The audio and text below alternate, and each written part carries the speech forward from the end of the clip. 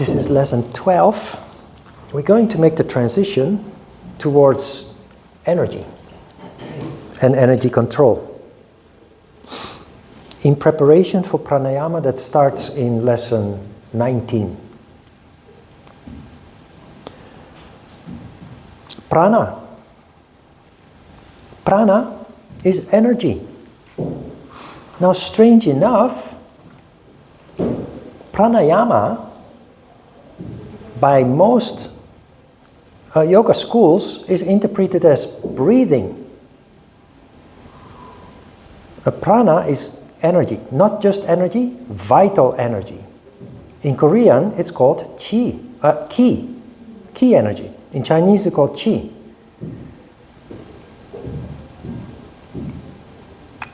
We will get to the breathing thing. Energy control, in the ancient tradition, pranayama is not breathing. And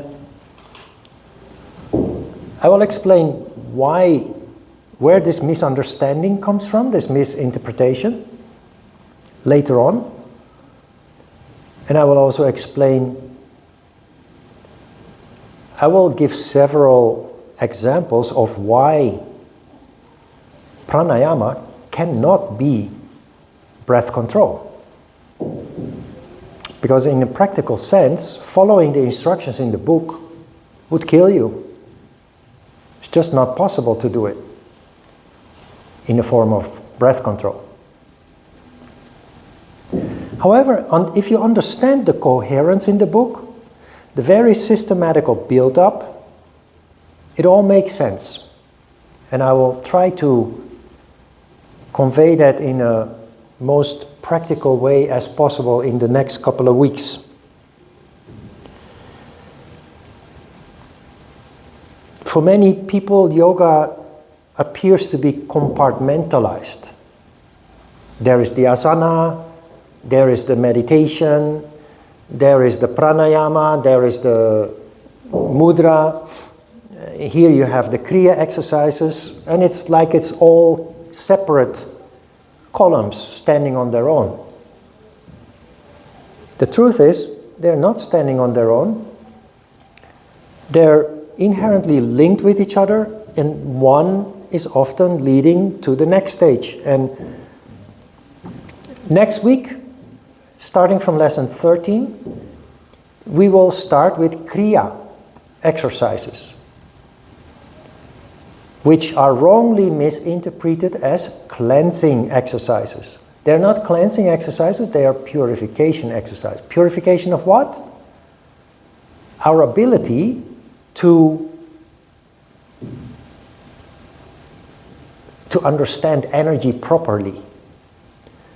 So there are actually 7 kriya exercises, which we will do from lesson 13 to lesson 18, that actually designed to prepare you for real energy control. Not breathing exercises, energy control. And when you see that logic, you also understand that if you would replace energy control with breath control, it just doesn't make sense anymore. Doesn't fit in the picture anymore, or the logic. So we will get to that. Today, first about energy. I think I mentioned before that any traditional yoga book, Hatha Yoga Pradipika, Yoga Sutras of Patanjali, and all those books that exist that were written thousands or hundreds of years ago, based on thousands or maybe even tens of thousands of years of evolution in the science of yoga, not one of those books mentions the physical anatomy. There's not a chapter, not a paragraph, not a sentence that talks about physical anatomy in those books. And the reason for that is that everything is energy. If the energy is good, your physical body is good and you don't have to worry about it. So prana, vital energy, is crucial. There are many people in this world that are lacking vital energy. Yes, there is energy, but it's not vital energy. And therefore, with time passing, different parts of the body start to fail, including the higher levels of consciousness are not functioning. So vital energy, people who possess vital energy are generally relatively healthy compared to the average human being, and they possess contemplative power. They're naturally inclined towards spirituality because the crown chakra is fueled. And the crown chakra is only fueled when there is presence of vital energy, prana, ki, or chi. And the whole system of yoga is designed to generate that, to bring that about. Yoga does have anatomy, but it's not physical. We call it subtle anatomy, and it's about energy.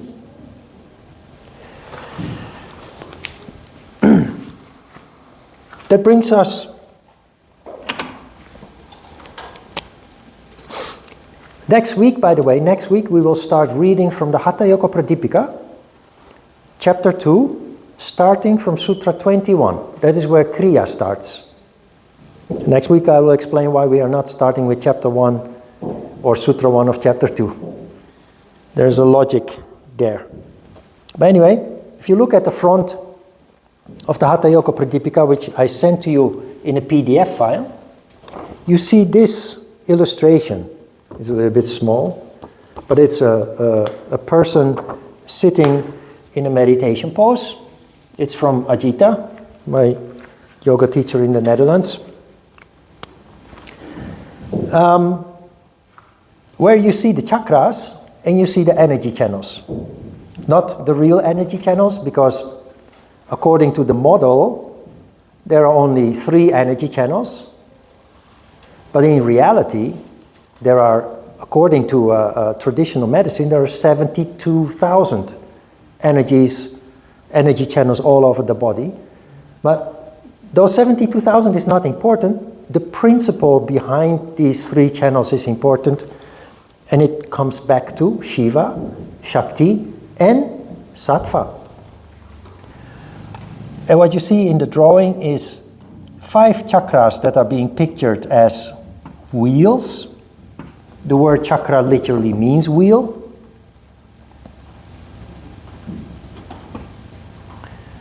That constitute the physical body. Is at the root of the spine, somewhere behind the bladder, the little bit below the diaphragm, the heart, and the throat. Ajna chakra in the picture, which is the mental body, is not a circle, but a precious stone. No, I don't know how to draw a precious stone, but it looks a little bit like a ruby or something. But why a precious stone? It's symbolically indicating that it's more valuable than what's below. That is Ajna chakra, the mental body. The crown chakra, the highest chakra, which is above the head, is also not a circle, it's a flame.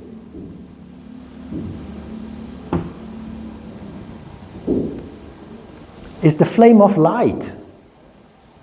If you're a little bit familiar with traditional Indian books, not only yoga books, but all Indian books, they're all called blah blah dipika.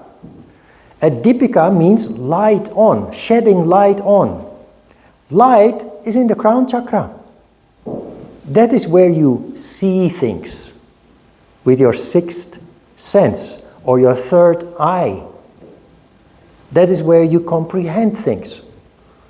You can understand things theoretically, mentally, but the deep meaning is understood on a higher level of consciousness in the crown chakra. That is where you connect the dots and see the essence of things. So, therefore, the crown chakra is painted as a light.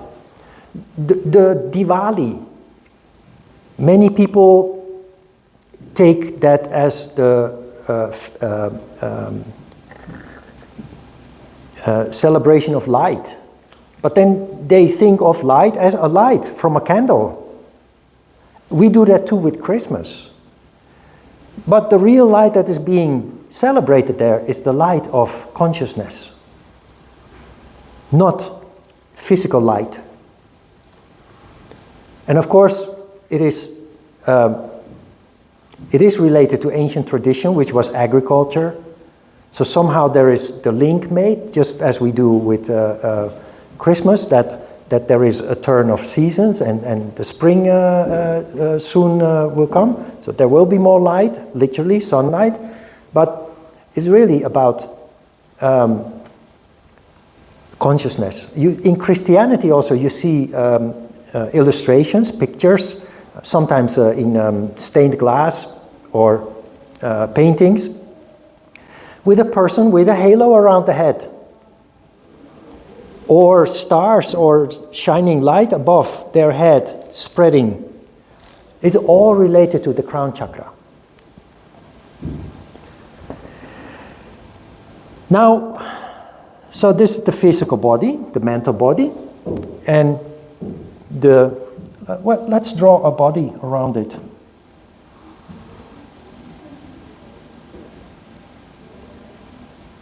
I'm not a Picasso, but stay a little bit with the drawing. Looks a little bit like this, and you have a throat. Well, actually this is the throat. A little adjustment. The throat chakra is the 5th, still considered the physical body. So the shoulders, the throat, and the head.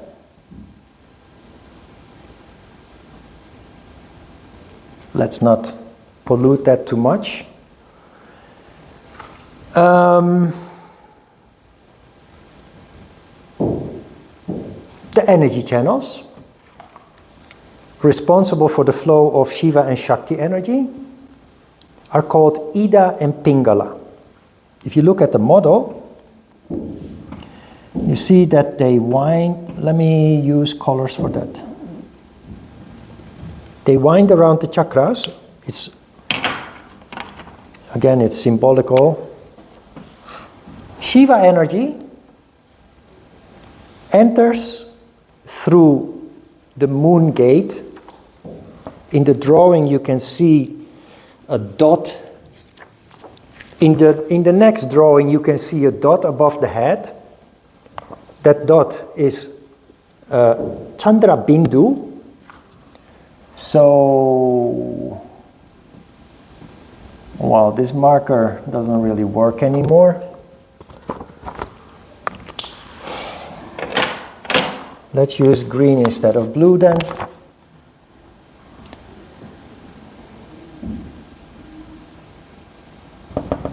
This is called Chandra Bindu, approximately 15 centimeters above the head. Chandra means moon, so it's the moon gate.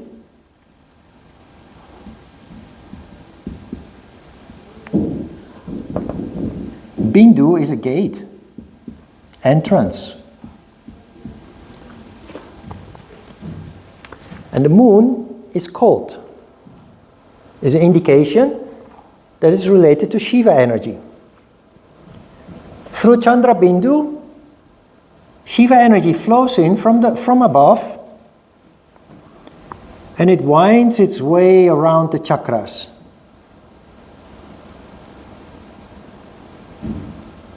Through a channel that's called Ida.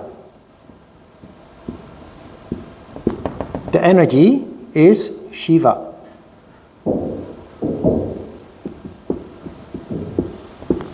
Shiva energy is the yin energy. It's the energy that represents feminine characteristics. It's the energy that is the minus in the minus, plus and minus, where it comes to energy, opposing polarities. It's the cold as opposed to the heat. That is Shiva energy. Shakti energy enters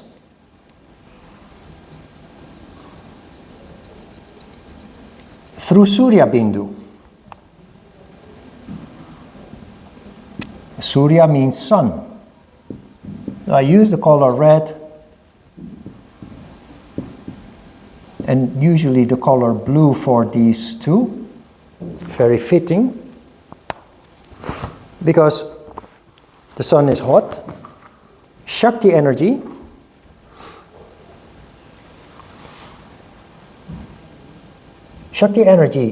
is expansion, is active, is masculine, is the plus.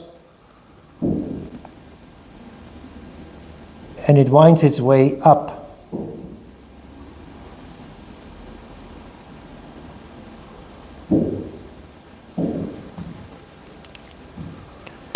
Shakti energy can never flow from the top down, in the same way that Shiva energy never flows from the bottom up.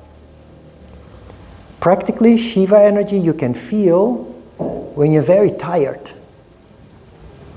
What do you notice when you're very tired? Or when you're sick? Nada becomes very loud. Nada increases with the increase of Shiva inflow. Now when you're very tired or very sick, your body absorbs large amount of Shiva energy, which is responsible for recovery, resting and recovery.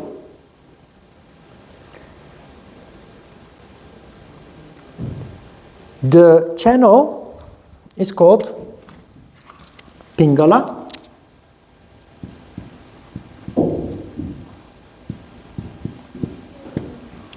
The energy, Shakti.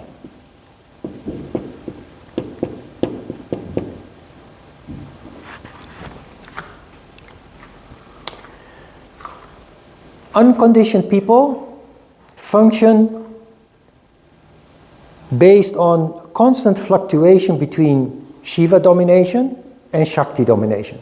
There is hardly ever a harmony between the two, a balance between the two. As a result, there is no vital energy, there is no prana present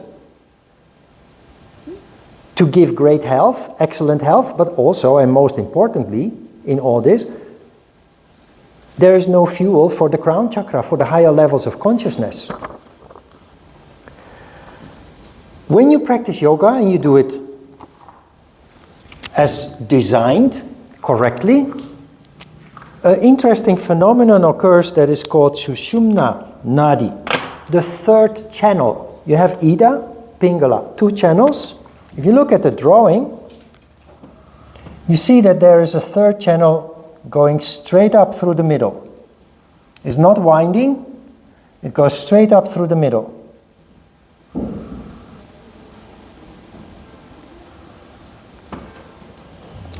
This channel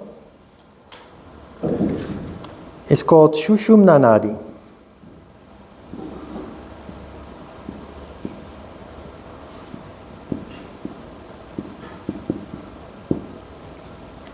This channel only comes into being when there is relative balance, harmony between Shiva and Shakti, between Ida and Pingala. That leads to the generation of prana, vital energy. In yoga, that is called Kundalini. And Kundalini, when you start on the path of yoga and you read a little bit here and there, you probably somewhere come across a description that Kundalini is latent energy. That means that it's potentially there but not manifesting. It's latent energy. Symbolically, that is a snake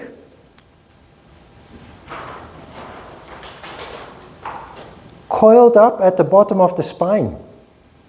The snake is sleeping. The snake is sleeping as long as there is no harmony, balance between Shiva and Shakti energy. Yoga practice leads to this harmony we call sattva, which leads to the awakening of the snake. Vital energy, kundalini energy.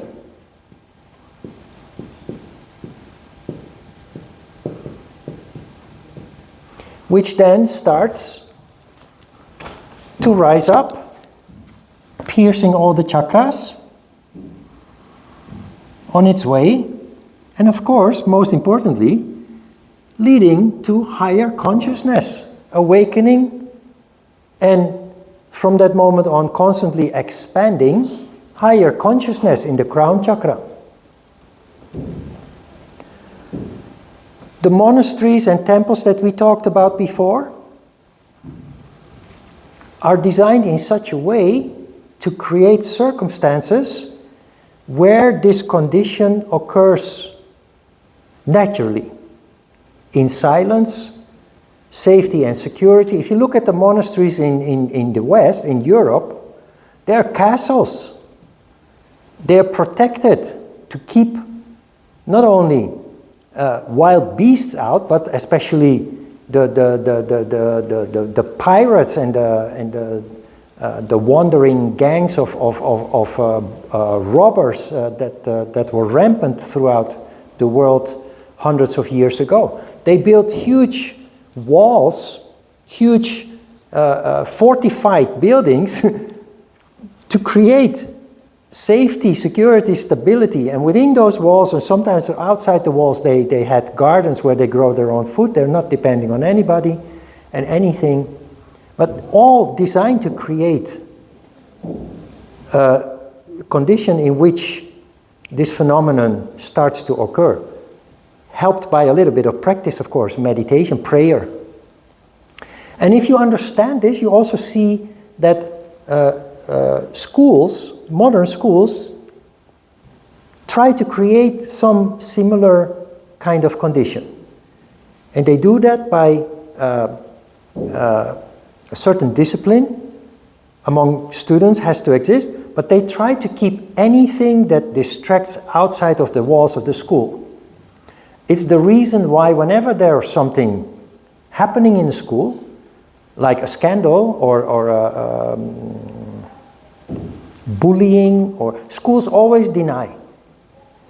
Because they don't want the word to come out for other students to get riled up in the excitement and what have you, or going along with what is happening. They want everything to stay quiet, stable, so that everybody can just go through their paces and not be distracted. It's all about sattva, it's all about harmony. And a parent tries to create that situation instinctively for their children too. Because children that grow up in unstable households often don't get very far in life. They end up at the bottom of society, while children growing up in very stable, harmonious circumstances, they often thrive intellectually and as adults also emotionally very mature. Now, if you look at this model, it's a little bit messy now, isn't it? But you see these Ida and Pingala snaking around the chakras. Does that look familiar in a way?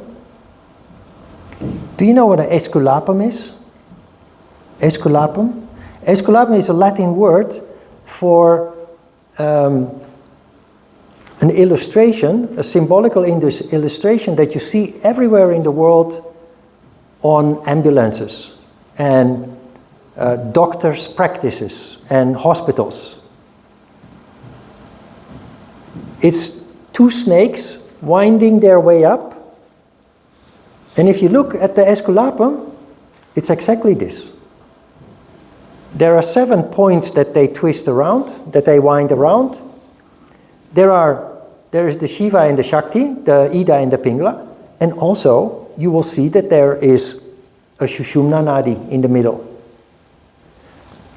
Most doctors and most anybody probably doesn't know the meaning of all this. This is the yoga explanation of all this. It's the subtle anatomy of the human being, and it's all about energy. And if you look at the Aesculapum, ancient doctors also practice medicine based on the idea that everything is energy, just like traditional medicine still does today. If the energy is good, the rest follows. The physical body follows and is also good. So the goal of yoga is to create balance between the two, leading to the Kundalini phenomenon occurring, leading to enormous transformation of the human being. Vital energy leading to excellent health, but most importantly, it leads to intellect, increasing intellect, and consciousness, awakening consciousness. The light goes on.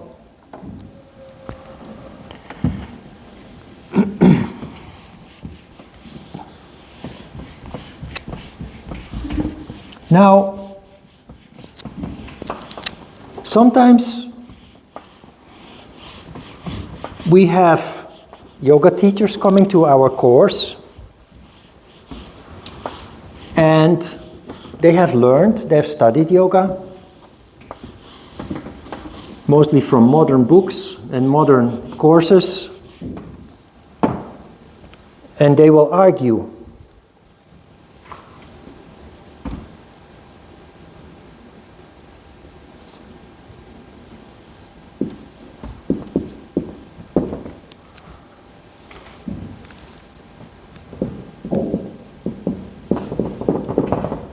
When I say that Shiva energy is feminine and Shakti energy is masculine, they will say, teacher, Shiva is masculine energy because it's a male god. It's the god of the dance.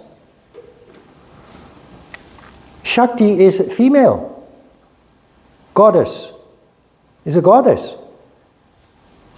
So that represents feminine energy. I told you the opposite. I said Shiva is feminine, Shakti is masculine energy. People don't know this because they are not properly initiated into the deep secrets of yoga. But remember, when I drew the yin-yang model on the board, and the light half has a dark eye, so the light half, which is yang energy, representing yang or Shakti, has feminine characteristics with the dark eye.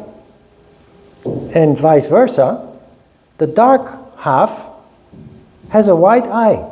So the feminine representing half has masculine characteristics.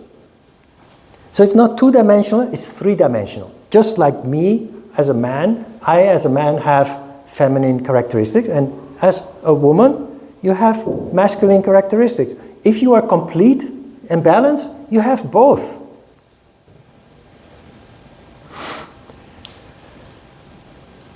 Throughout the years, we have had Indian people in our classes who know this because they grow up with this. They grow up with, since they were born, and in school they learn about this. And for them, it is, they don't even doubt when you say that Shiva is feminine energy and Shakti is masculine energy. Maybe they've never questioned it. They just grew up with it, and it's for them it's a fact. And when they come to my class, the light goes on. They suddenly realize what they've been living with all their lives without really being conscious of it. And not only that, the Hatha Yoga Pradipika, which I have with me here, and this just proves that I'm not just telling you a story. Chapter 4, there's all about energy.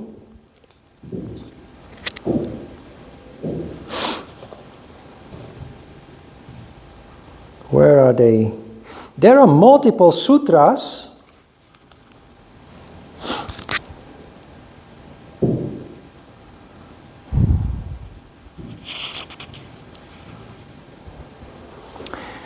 Look, Sutra 104 in chapter 4. Now the Shakti Kalana is described. Shakti Kalana is a special, very powerful energy control exercise. Shakti Kalana is described. Kutilangi, Kundalini, Bhujangi, Shakti. Not Shiva, Shakti. Ishvari, Kundalini, and Arundhati are all synonymous words.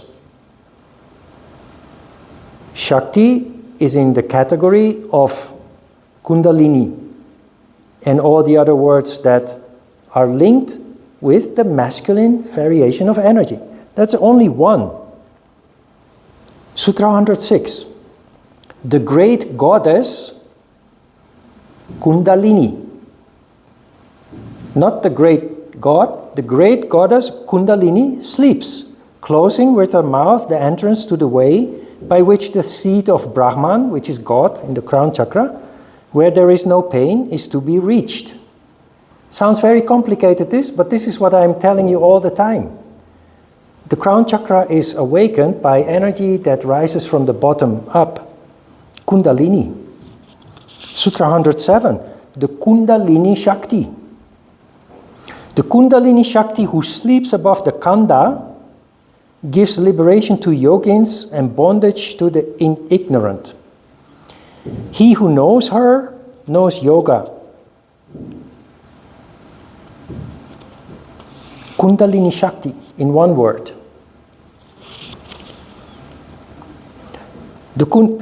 One more, the last one. There are so many actually that leave no doubt that Shakti is a goddess, but represents masculine energy, represents Kundalini.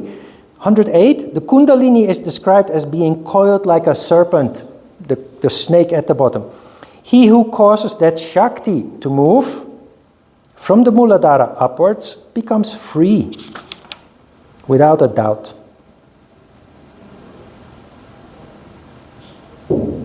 Now, throughout the years I've tried sometimes, I gave up, but in the past I would go to a bookstore and try to find some books about yoga, about chakras or something. And the moment that I come across the phrase that Shakti energy is feminine and Shiva energy is masculine, I throw away the book. Because it has been written by somebody who is not properly initiated into yoga, probably writing things that they heard somewhere else and never investigated, or read somewhere else and just copy and paste it, or in their own words repeat it, but not properly initiated into yoga. So if they got that wrong, it just tells you something about the rest of the book. You can't trust it anymore. In line with this also, you see the last, I added an extra section to the file, which is titled Shiva and Shakti, and subtitled The Secret of Seduction. What is this about? Shiva is the god of dance, the lord of dance. Shakti is a goddess. And the anecdote is, or the tradition has it, and this is part of true initiation into yoga, this little story about the secret of seduction.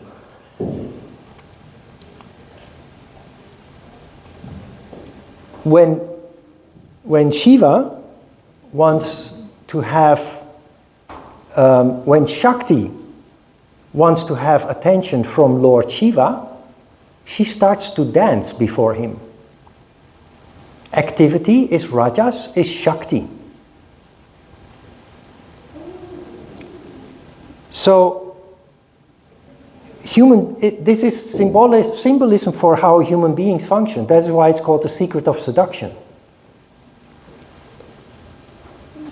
When Lord Shiva wants to have the attention from Lady Shakti, he becomes very mellow, soft, and attentive.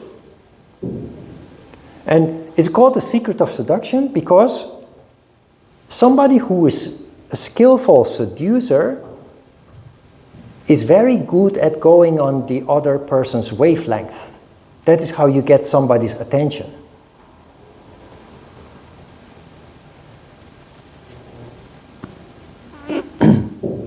So when you're a man and you start acting like a man, women are put off. You feel resistance, revulsion, disgust. But if as a man you can become soft and gentle and listening instead of talking, then you get attention. And for women also, to get attention from men, you need to be a little bit more active, a little bit more outgoing to get their attention. And what is also important to understand here is that there are thousands of variations depending on how much masculine or feminine characteristic you have. So if a man is super macho, super masculine, the more feminine the treatment, the more he will feel attracted. If the female is very masculine, he will feel resistance. And the same with a woman. If a woman is very feminine, she will feel attracted to a very masculine man. If the man is kind of girlish and, very soft-spoken and gentle and nice, she's not interested. I have two sisters like that. They're not interested in nice, gentle, friendly men. They like tough guys. And there is, of course, in between, in the middle, with men and women, or of the same sex, of course, there's no difference there, who are relatively balanced in their feminine and masculine qualities. The secret of seduction also implies that if you are very masculine, you're never going to feel attracted to another masculine opposite partner. It just doesn't work. It will clash. There may be the first impression that you feel an attraction, but then when you come closer, it's like magnets. When you have magnets of the same pole, they will avoid each other. Have you ever done that as a child, playing with magnets? But if you have two opposing poles, doing, they attract. Doing. Human beings exactly like that.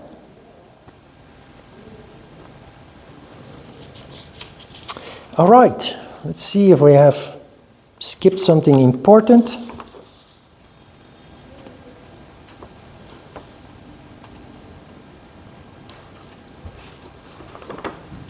Yeah, about Kundalini and the awakening of consciousness, I wrote in the third paragraph on page 2, things we were taught by parents, teachers and others, which were always taken for granted, are now re-investigated and re-evaluated in a natural way. In the process, we start finding and developing our own truths. As a consequence, life often takes another direction from that point. A direction that we intuitively feel is more fit than the one we were following before. This is called Dharma. Dharma is a word that is very often used in Buddhism. There are Buddhist temples where you can go listening to a Dharma talk. But Dharma is one of those words, Indian words, that is surrounded, like karma, with a lot of mystery. But Dharma means essence. And I think last week, when we had the finalization of the yamas and the niyamas, talking about self-study and surrender, Self-study, we came to the conclusion that as a consequence of your development, transformation occurs, and part of that transformation is that you investigate, reinvestigate yourself. And you find yourself with the capital S, your true characteristics, your heart's content, soul consciousness. There are so many ways to describe it. The reason why many people, when starting out on the path of yoga, at some point start taking another direction in life is because they connect with their essence, their dharma. And the path that they were on was the path that was dictated by how they were conditioned by their upbringing, education, culture, etc. The moment that you start practicing yoga and consciousness opens up, you connect with your heart's content, you discover a whole new world, whole new interests.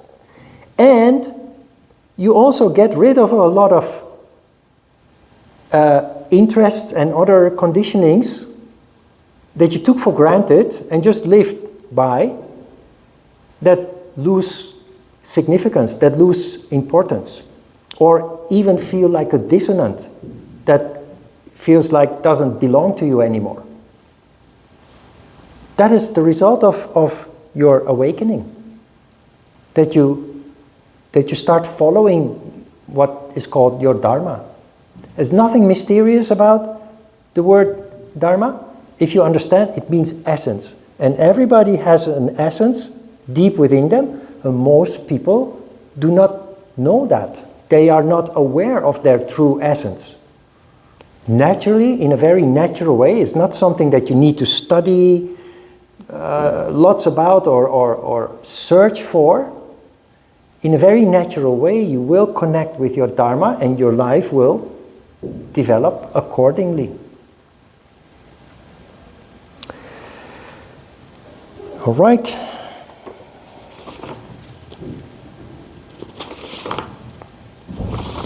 Questions? Then let's have a short break before we start with asana.